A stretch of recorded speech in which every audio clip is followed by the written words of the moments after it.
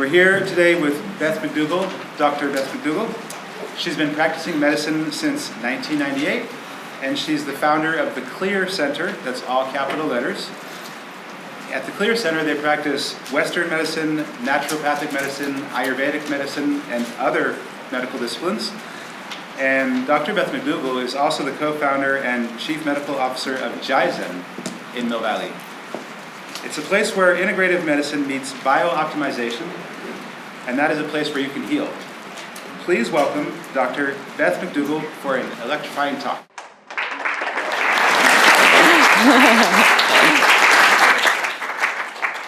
Thank you. Hi, everyone. Thanks for coming. Who here saw the panel earlier? That was a fun one. It was very fun. Well, who here feels that the medical establishment is serving them well at this point? It's serving you well. Good. What do you like about it right now? God, I just had a surgery for cancer, and they took out my spleen and half of my pancreas, and it was just so professionally well done. And it was just terrific. Awesome. So I definitely feel like that's a perfect use of Western medicine, is when if you have an emergency or if a health problem has escalated to the point where you need some sort of emergent intervention, that's where Western medicine really shines. But who feels that Western medicine is a little more about disease management and less about wellness care or keeping you well? Yeah. Right. And when I started off in 1998, it was even like that then. And so I was very much interested in reversing disease and really getting to the root of what was causing the disease and trying to identify what that was and then reverse that, as opposed to just managing disease. So I've always been really opposed to just like only managing the problems that exist. So who feels like we need a wellness revolution? Me too. And so do so many people I talk with. So first I'm going to start with just a few examples, and we'll just see if you can tell me by the end what these people have in common. So a 62-year-old male who normalized his dangerously high blood pressure and got off 3 out of 4 of his medications in 4 weeks. A middle-aged competitive athlete who shaved an hour off his personal best in his long-distance mountain bike ride. And a perimenopausal woman who lost 40 pounds, normalized her body composition, and reversed her prediabetes. Yeah, in 60 days. So what I'd like to first start with is what these people have in common is that, number one, they have a belief that it's possible. You really cannot accomplish anything like this if you don't believe it's possible. And they also had a clear path. Like a chartered path where they were shown how it could happen. So that helped a lot too. People can find their own path, but it starts with belief. So if you may want to ask yourself, like if you had those two things, like what would you want to accomplish? Does anyone want to throw out some ideas of what they would like to do with their health? Sleep better? Yeah. Lose weight, okay. Anyone else? Want more energy? Yeah. Energy, vitality, absolutely. You can do these things. So, but let's just take a moment and kind of talk about the current situation. I'll try to make this brief because it can get a little bit depressing, but for the most part, people have lost faith in the medical system and kind of really no longer feel it can help them stay healthy. And people are seeing disease and degeneration as just kind of a normal part of aging, right? So weight gain, poor sleep, poor sexual function, pain and stiffness, diminished energy and vitality are just kind of thought to be a given as you age. I hear it all the time. People will say, oh, my memory's not as good now, but I am 60. I'm like, or they'll be like, I can't expect to have the body I had when I was 40 because I'm 65 now. And yeah, it's true that not that many people have the energy or maintain a healthy body composition, but it is not true that it's not possible to do that. And so, we know that life expectancy has been declining since 2015 in the United States. Quite a significant decline after decades of continuous increase. So what started happening, in 2015? This is before COVID. We know that almost 50% of adults are considered obese. We don't see that here in Marin County as much, but if you look at the population, it is the case. And sadly, 1 out of 5 kids now are considered obese. And it's thought to be a disease that requires medical management with pharmaceuticals. A large number of children are diagnosed with ADHD, many of whom are medicated. And this is a sad one. Depression's more common in women than men. 17% of women are on antidepressants. 17. 13% of people over the age of 12 are on antidepressants. In certain demographics, 1 out of 5 people are on antidepressants.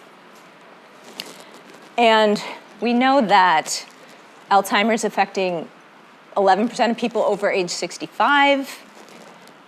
Prescription drug use, mismanaged prescriptions, misprescribed prescriptions, drug-drug interactions in 2018 were the 3rd leading cause of death in the US.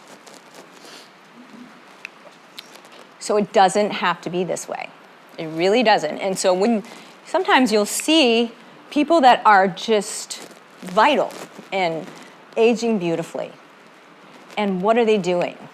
It's more than just lucky genetics, but what is it? So let's spend the rest of the time talking about this, because I think this is the more exciting piece of it. What can we do? So first, you just can't forget about these things. You need to have that belief it's possible.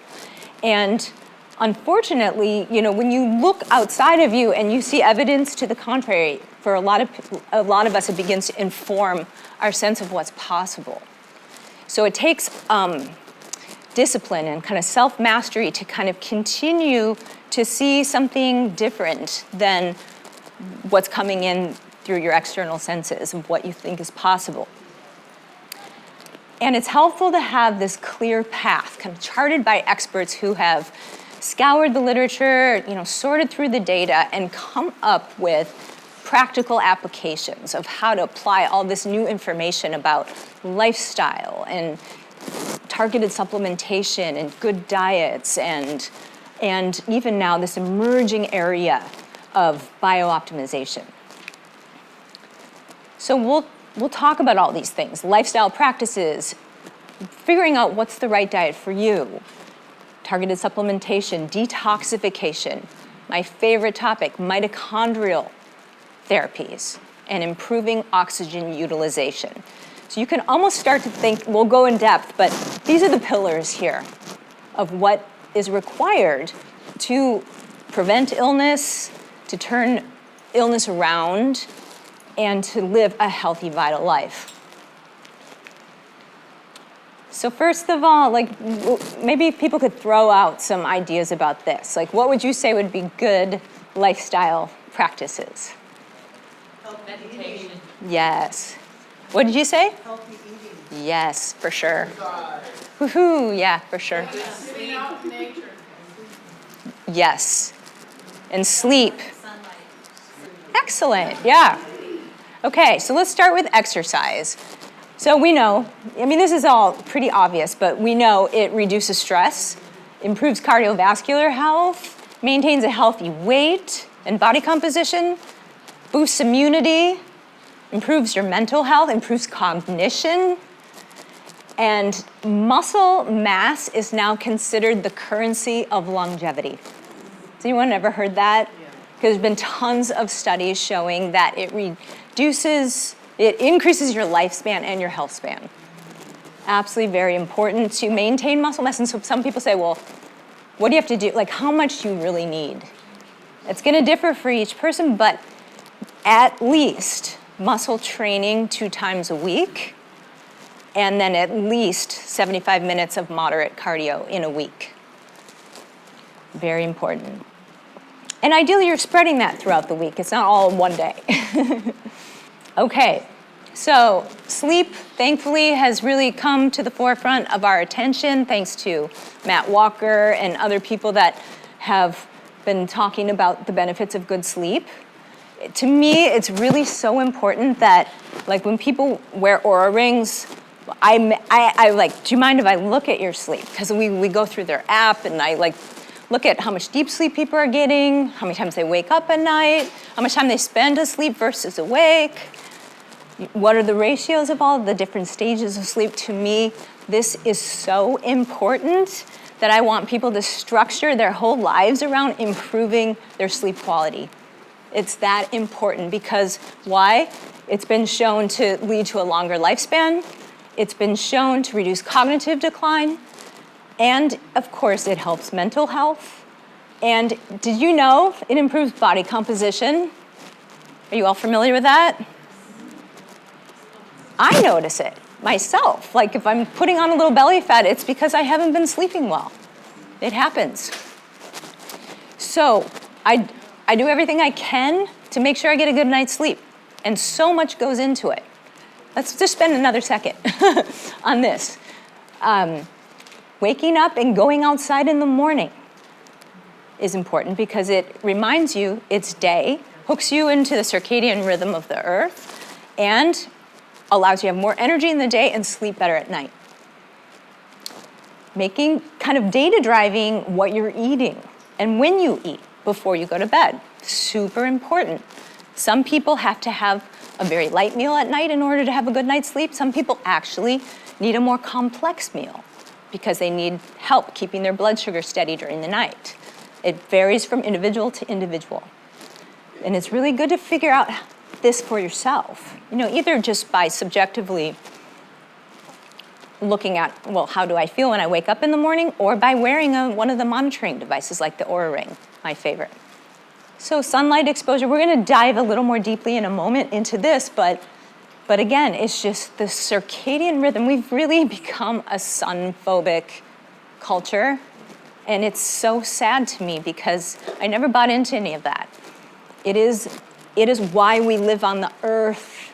We wouldn't be here if we didn't have this sun, and our relationship to it is one of the most vital things for our health, right? So what's cool about the sun is that it has so much information that's being communicated to us because you have all the wavelengths of light, and the ratios of these wavelengths differ throughout the day. So ideally, you want to spend a little time at each point in the day outside. Like wake up in the morning first thing and go outside. The red and the near infrared and the infrared light wavelengths that predominate at that time of day are so important. We'll talk more. Meditation. So it's, shown to reduce stress, improve heart rate variability, and obviously your sleep. If you're less stressed in the day, you're going to sleep better at night. But what I feel like it also does is it allows you to be more in tune with yourself and with the earth, with all that is. When you're more in tune with yourself, you're going to make better choices. You're going to be more mindful about what you're putting in your body, who you're hanging out with, what you're doing with your time. And it's really important to develop some sort of practice. Some people like to sit and meditate. Other people like moving meditations, just whatever works for you. But I highly encourage everyone to find something that works for them.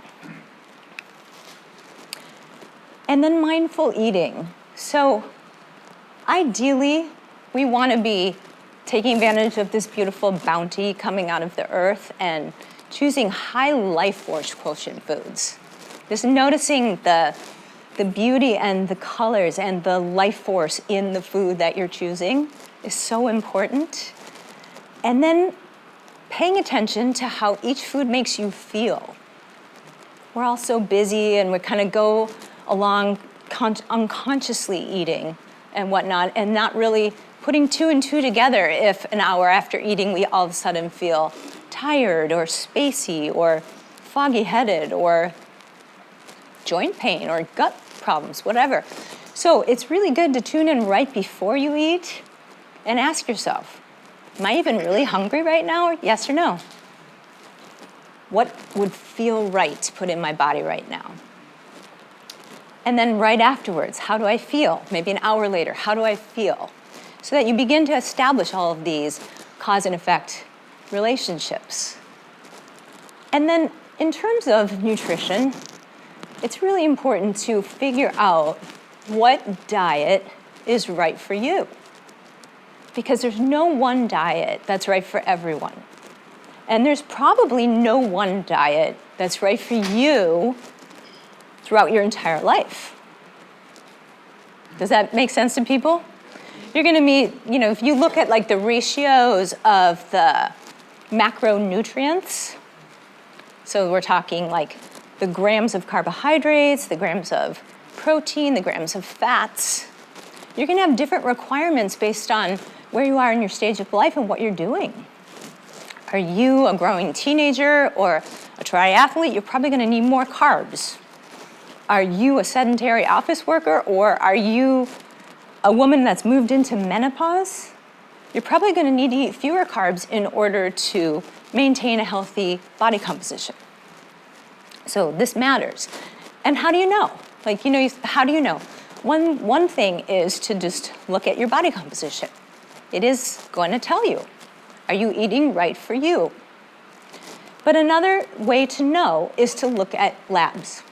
So that's what I love to do for people, is to do labs and to find out, looking at their cholesterol and their inflammatory intermediates, their hormone balance, their insulin, their glucose, their hemoglobin A1C, which is looking at how well their blood sugar's been controlled over the previous 6 weeks.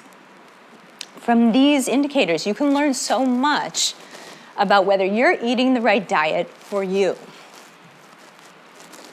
You can also start to take advantage of some of the wearables right now. A lot of my patients are really enjoying wearing continuous glucose monitors. Are you guys familiar with that? I did it, and I found it so incredibly enlightening.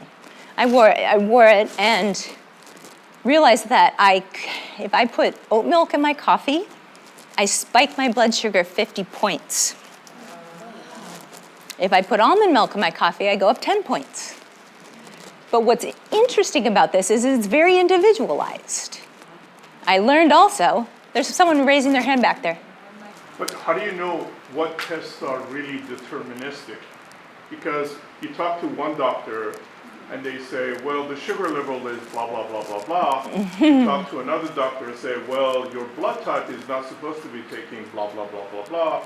You talk to a third non-traditional doctor, it's like, well, I'm doing a blood pulse reading on you, but you should be doing number C, blah, blah, blah, blah, blah. It's frustrating. There is no way to really, what is deterministic in your point of view?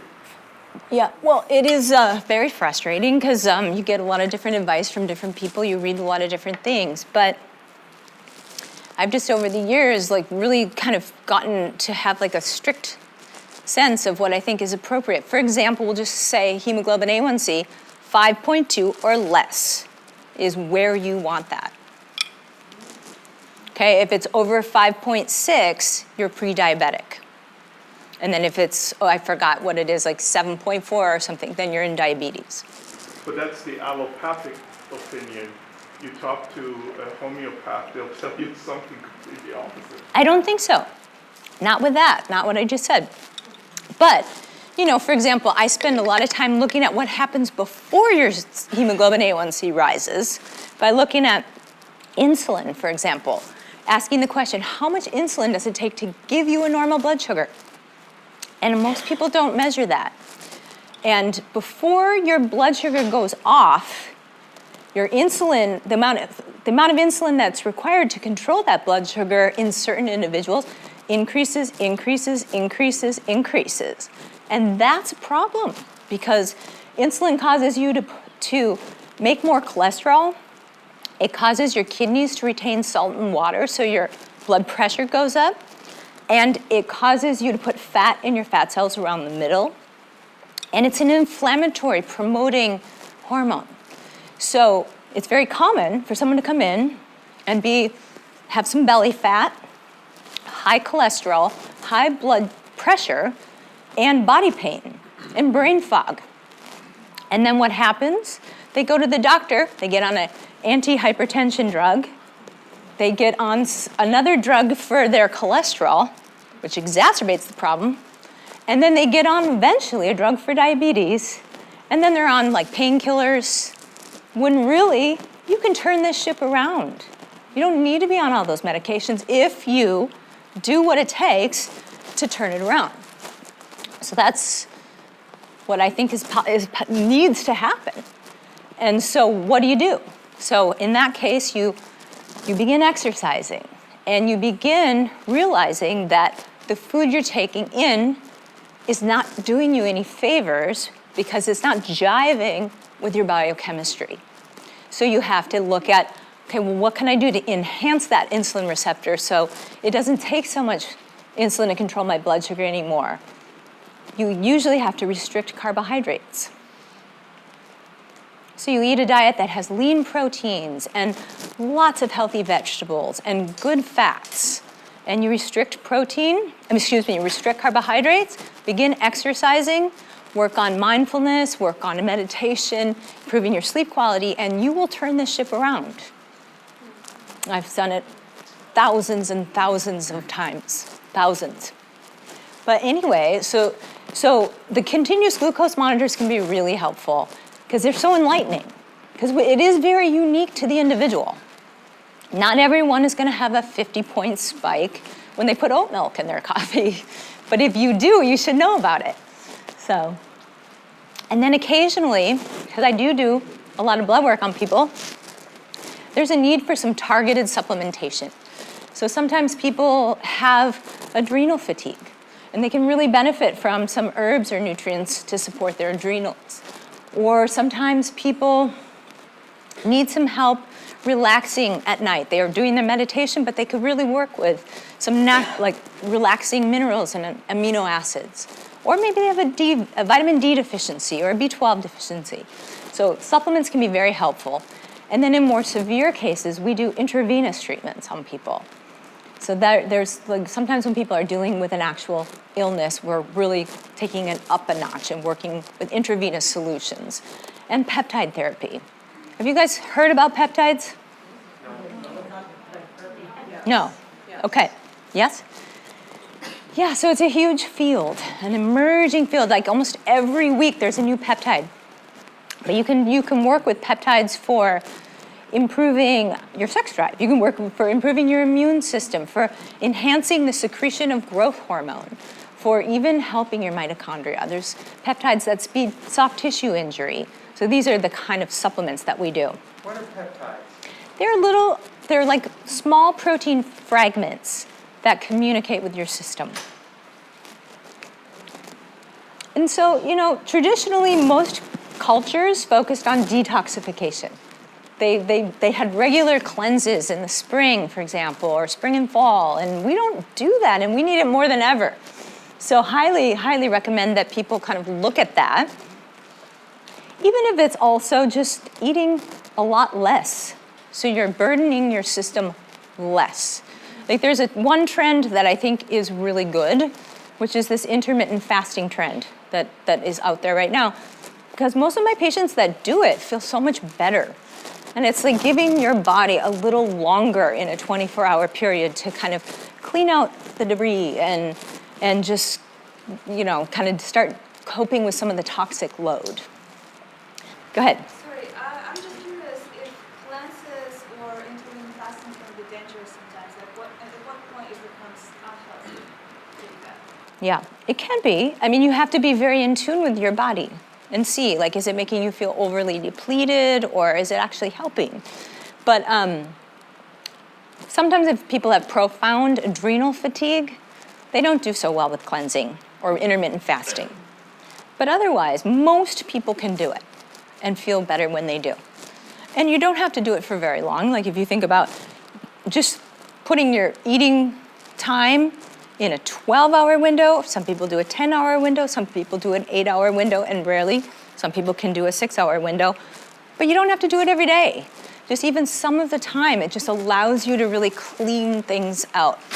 Saunas are great. We love sauna therapy, both the Finnish sauna, and we have infrared ozone sauna that I recommend for people. I have this device that I love called the Hocket that you can upregulate. You can dial in frequencies to upregulate pathways of elimination for toxins through the liver, the kidneys, the lymphatics. And sometimes in severe cases, I work with intravenous support. So for example, like if someone has lived in a moldy environment and they have a really high mycotoxin burden, then intravenous support can be very helpful, where you're using phospholipids and glutathione and methylating agents like B12 and folic acid to both flush and mop up these toxins, as well as we do a lot of heavy metal chelation because we're exposed to so many heavy metals in our lifetime. So that can be very helpful. And then finally, there's some good supplements that can be supportive also. Yeah. You know, the vitamin D, I just noticed like for the last few years, for some reason, all of a sudden my vitamin D, as in went really down and keeps consistently every year is down. Has there been any change with vitamin D standards for the last few years that you know of?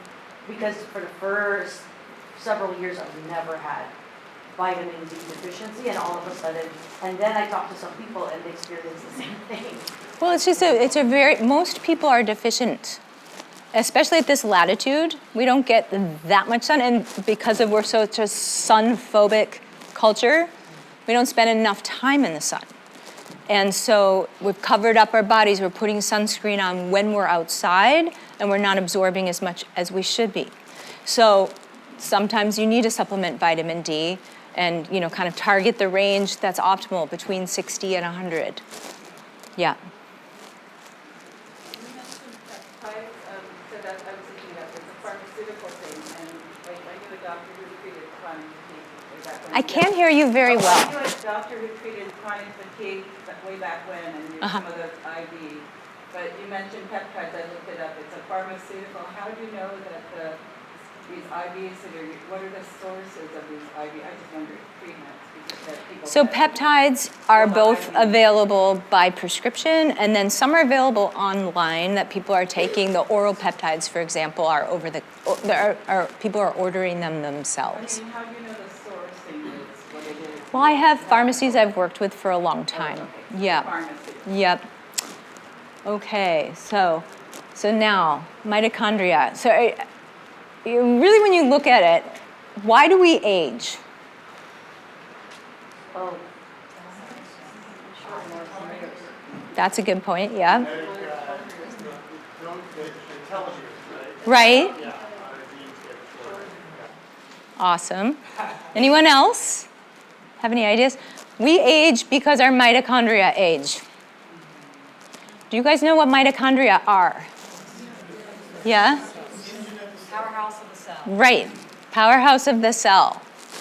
Does anyone know how many mitochondria we have?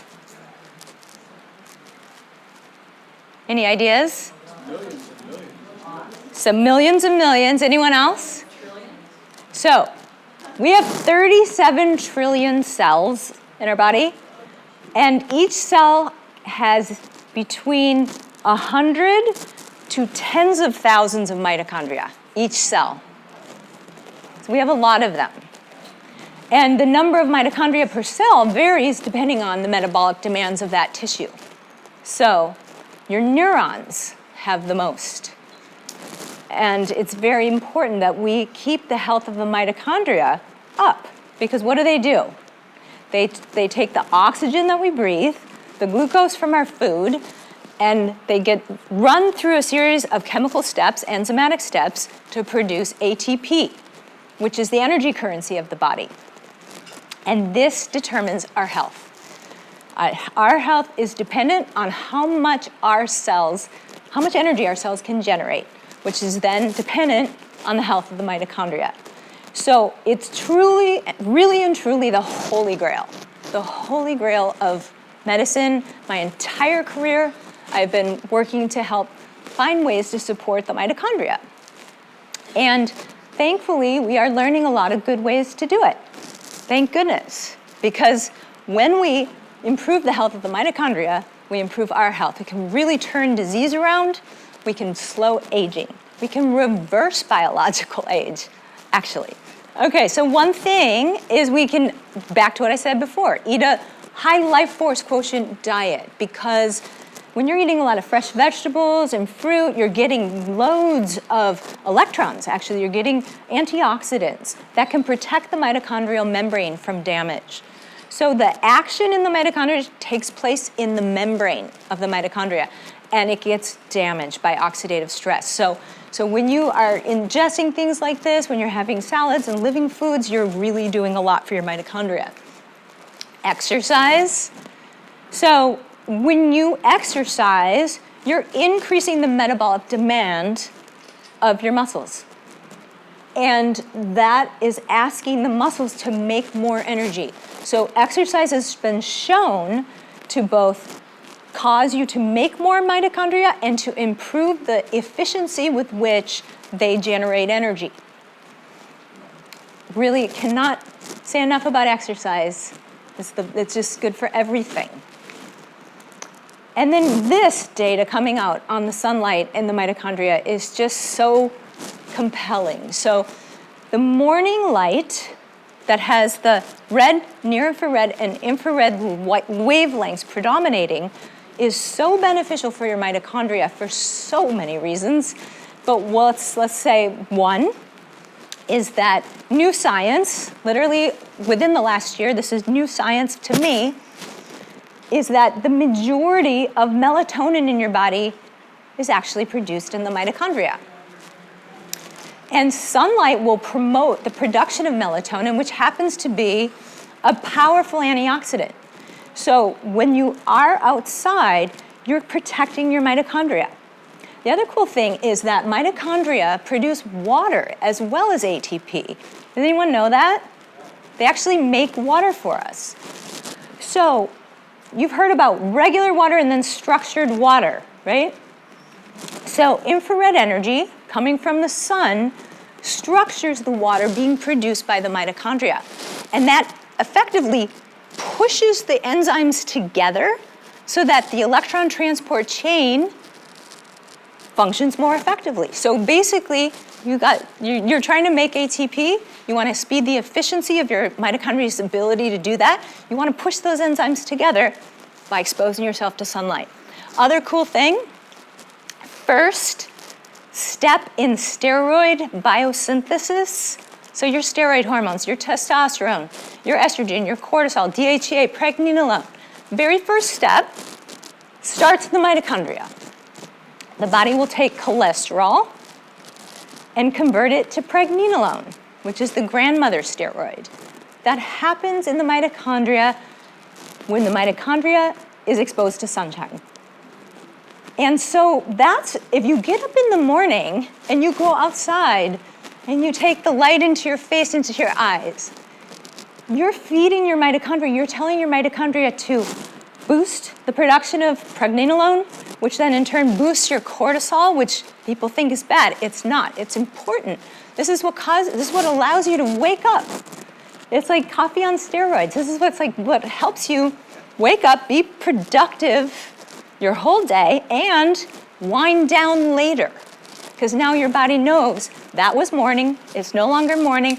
The body is monitoring the wavelengths of the sun all day long, provided we go out there. When you go out there, you're gonna see, okay, 10-minute mark. Okay, I better hurry. Your body's gonna know when it's time to go to sleep, and you're gonna sleep better. Okay, supplements, CoQ10, one of the enzymes actually in the electron transport chain of the mitochondria is CoQ10. A lot of drugs do what? They prevent the secretion of the production of CoQ10, all the statin drugs that everyone's taking for cholesterol. It's a big bummer. Okay, in my clinic, we do a lot with NAD and its precursors. for really severe cases of neurodegenerative diseases, people that have memory decline, people that have chronic fatigue, they can benefit from using energy catalysts to boost something called mitophagy, which is where the body will edit and repair damaged mitochondria and birth new ones. You guys heard that term before? Mitophagy, super important. There's tons of data on red light and near-infrared light therapies. They work on the mitochondria. Terminal enzyme of the mitochondria is photosensitive, almost like the rods and cones in our eyes. And so, yes, going outside is going to do this, but also concentrated doses of red and near-infrared light will improve mitochondrial energy production. I love this device. This is the Novathor. We actually have 3 of them in the clinic because it's so great. It also will boost the production of tissue-specific growth factors, reduce inflammation, improve the immune system. There's great studies on this for so many different conditions. So in addition to enhancing mitochondria, we also want to enhance the way the body utilizes oxygen. This would be another pillar. It's related to the mitochondria, but just slightly different. So what can you do? Of course, you can deep breathe, you can exercise. These things really are important. And you can take advantage of some new technologies. This is a technology that is called intermittent hypoxic therapy, which is where you are lying in a zero gravity chair and you're breathing oxygen through a mask, and the coach cycles you from normal levels of oxygen to mild hypoxia and back 4 times in a session. So it's like being at sea level and going to altitude and coming down 4 times. And so what that has been shown to do is to release something called HIF-1 alpha. And I'm not going to get into too much science because I know I've done a lot already, but suffice it to say, 3 scientists won the Nobel Prize in 2019 for discovering HIF-1 alpha and what it does. It is a master gene regulator that triggers the transcription of thousands of genes that are involved in how we utilize oxygen and how we utilize glucose to produce energy. What's the name of it again? HIF-1, hypoxia-inducing factor alpha. So HIF-1 alpha is what I should have put it up there, but so this has also been shown to induce mitophagy and to birth not only just more mitochondria, but more pristine mitochondria. There's been some really good studies on that. So this is a phenomenal thing that I think we all should be doing. Olympic athletes have known about it forever. Since there was the Olympics in Mexico City in what Olympics? There we go, 1968. Athletes around the world started training at altitude so they could keep up, right? And this is now what Olympic athletes are doing today in order to compete. So I've been practicing for 25 years, and 20 years ago, I opened up my clinic in downtown Mill Valley, Clear Center of Health. Did anyone hear of that? Okay. Especially my daughter, Marley. And my mission back then, and still is, and I literally painted it on the wall as you walked in off the street, was to change the practice of medicine. And it's still my mission, and we made a lot of progress toward that in 20 years in our small little zone of the world. But I realized that to change medicine on a larger scale, we really needed a different model that was scalable and empowered people with the knowledge coming out of lifestyle science that we've been talking about here today, so that they could change the trajectory of their health. And I realized that we needed to curate programs for people at scale and then prove that it's working. So We started Jizen, which is in Mill Valley. This is the flagship center in Mill Valley, right on the bay on 101. And it's truly a complete wellness destination. It's you know, we've got people coming in from all over the world now that say, we've never seen anything like this anywhere in the world. And it's true. It is definitely the most advanced wellness center in the world. And it is the best of integrative medicine. We have true medical detectives there with lifestyle science and education and the most comprehensive suite of biooptimization technologies. And it's more than just having it all in one place. It's really about helping people reach their health goals and curating programs for them so that they can do it and then prove that it's working.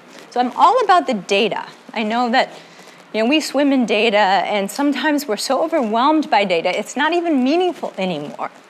But what I'd like to do is try to make data meaningful so you can really understand what's working and what's not working, because it's so important to know. So we have, this is coming soon. We are creating a dashboard for people where we are collating laboratory work data. So those like hemoglobin A1C and insulin, like how's it over time changing? What's happening to your cholesterol? What's happening to your growth hormone? What's happening to your testosterone, your hormone balance? What's happening over time?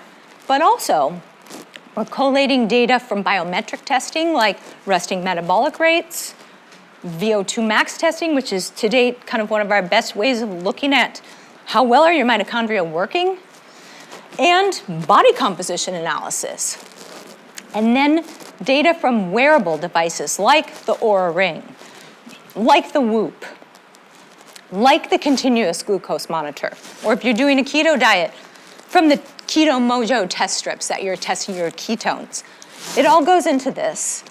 And then we make programs for you that will say, okay, your goal is to reverse your diabetes, or your goal is to enhance your cognition. Your goal is to, optimize your body composition. Okay, let's recommend these things, and then let's see how it works. Because that's what we need to change things at a big scale. Does everyone agree that that would be the way to do it? Okay. So let's look at these three examples I started with.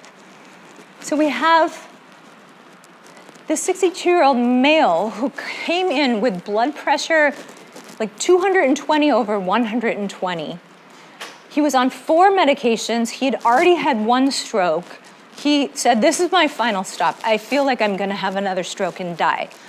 I have terrible reactions to all blood pressure medicines. I've tried every one available in the United States. I've even gone outside of the United States to try others. And they're not working, and they're causing side effects. What can you help me with? So we was like, okay. So one of the things we did for him is we had him do a 19-channel EEG brain map. We have a whole neuroscience wing at Jizen.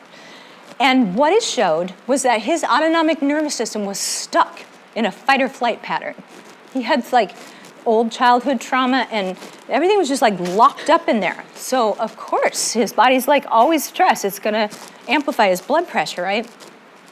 So we started him on a neuromodulation neurofeedback protocol. We put him on a special diet that allowed him to lose 20 pounds. We did some intravenous treatments to improve magnesium levels and to then eventually upregulate the mitochondrial function. He did intermittent hypoxic training, cryotherapy, the red light, and he left with normalized blood pressure off 3 out of the 4 medications. The final one was at a very low dose. And he lost 20 pounds. He felt calmer. He felt clearer-headed and better, more focused. So our competitive athlete took advantage of all these cool things that we have. Vasper, which is down in the exhibit hall. Novathor, cryotherapy, active altitude training, neuromodulation as well. And he was able to not only take an hour off his personal best, but improve his focus, and he stopped being in pain from overtraining. Our perimenopausal woman did the Clear Diet program, and that allowed her to rapidly lose weight in a way that's really addressing the root cause of weight accumulation, which is toxic accumulation and receptor dysfunctionality. She did red light therapy, cryotherapy, some gentle movement, meditation, positive mindfulness, habit training. And she lost 40 pounds, optimized her body composition, reversed her early stage diabetes, improved her cholesterol, and reported feeling so much better, more energy, reduced pain, better mental clarity. So I know we're timing out now, but one of the things they all had in common was this belief that it was possible and then a clear path to get there. And I think if you leave with anything today, it's really that I just want you to know you can take your power back. You can take your health back into your hands. And if you do the right things, which usually at the root of it all feels right. Like if you tune in as what feels right to you, you will feel better.